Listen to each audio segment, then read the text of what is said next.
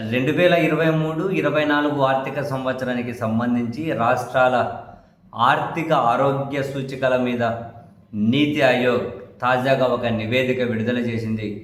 జగన్మోహన్ రెడ్డి గారి 5 సంవత్సరాల పరిపాలన అంటే వాళ్ళ వ్యయ నమూనా ఏదైతే ఉందో దాని మీద ప్రశంసలు కురిపించుకుంటూ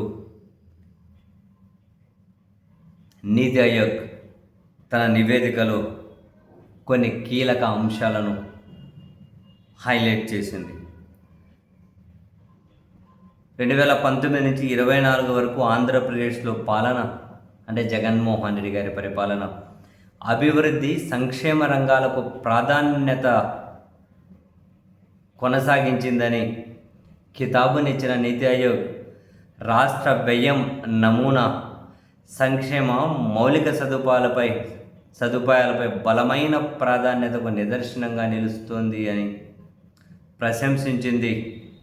రాష్ట్ర వ్యయ నమూనాను కనుక పరిశీలిస్తే అప్పటి ప్రభుత్వం సంక్షేమం మౌలిక సదుపాయాల కల్పనకు ప్రాధాన్యం ఇచ్చిందని, విద్య, ఆరోగ్యం, గృహ నిర్మాణం, సాగునీరు, ఇంధన రంగాలకు పెద్దపీట వేసిందని నీతి ఆయోగ్ ప్రశంసించింది. ఖర్చులలో ఎక్కువ భాగం జీతాలు, పెన్షన్లు, వడ్డీ చెల్లింపులు లాంటి తప్పనిసరి బాధ్యతలను నిర్వర్తిస్తూనే గత ప్రభుత్వం కీలక రంగాలకు అత్యధిక ప్రాధాన్యత ఇవ్వడాన్ని గమనించవచ్చు అని, గత ప్రభుత్వ పాలనలో రాష్ట్ర ఆదాయాలు ఆరోగ్యకరమైన పెరుగుదలను సూచించాయని, జిఎస్టిపితో పాటు వస్తువుల పన్నులు పెరిగాయని నీతి ఆయోగ్ నివేదిక వెల్లడించింది. రెవెన్యూ, మూలధనం రెండూ కలిపి మొత్తం అభివృద్ధి వ్యయం జగన్ పాలనలో గణనీయంగా పెరిగిందని ప్రశంసించిన నీతి ఆయోగ్ 2019-20లో మొత్తం అభివృద్ధి వ్యయం 1.10 లక్షల కోట్లు కాగా 2023-24 వచ్చేసరికి అది ఏకంగా 1.67 లక్షల కోట్లకు పెరిగింది అని నివేదిక ప్రముఖంగా ప్రస్తావించింది. గత ప్రభుత్వంలో 5 ఏళ్లలో ఈ మొత్తం పెరుగుదల దాదాపు 65%గా నమోదైందని, స్థిరమైన వృద్ధి ఆధారంగా సంక్షేమ రంగాలను బలోపేతం చేయడంపై గత ప్రభుత్వ ప్రాధాన్యతకు ఇది నిదర్శనంగా నిలుస్తుంది అని నీతి ఆయోగ్ కితాబులు ఇచ్చింది.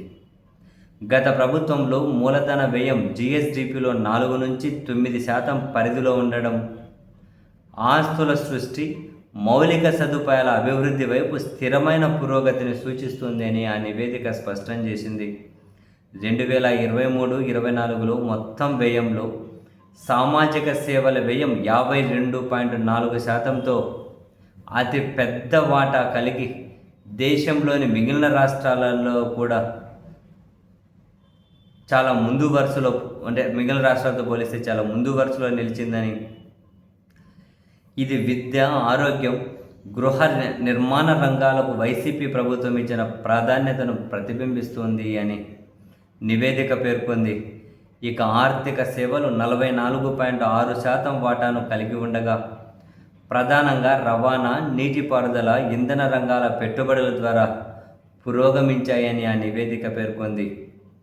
2023-24లో మొత్తం రెవెన్యూ వ్యయంలో దాదాపు 48.59% జీతాలు, వడ్డీ చెల్లింపులు, పెన్షన్లు లాంటి తప్పనిసరి ఖర్చులకు కేటాయించారు అని చెప్పి నీతి ఆయోగ్ తన నివేదికలో పేర్కొంటూ, గత ప్రభుత్వంలో రాష్ట్ర సొంత ఆదాయంలో ఆరోగ్యకరమైన పెరుగుదల నమోదైందని, 23-24లో మొత్తం ఆదాయ వసూళ్లలో దాదాపు 52% సొంత పన్నుల ద్వారానే సమకూరినట్లు వెల్లడించింది.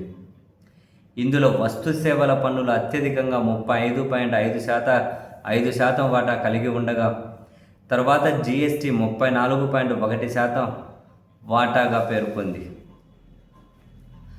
రాష్ట్ర సొంత ఆదాయం వైసీపీ హయాంలో దాదాపు 48% వృద్ధిని నమోదు చేసింది అని, దీనికి కారణం గత ప్రభుత్వ వ్యయ నమూనా, గత ప్రభుత్వ పాలనా నమూనానే దీనికి కారణమంటూ నీతి ఆయోగ్ గత ప్రభుత్వం మీద ప్రశంసలు కురిపించింది.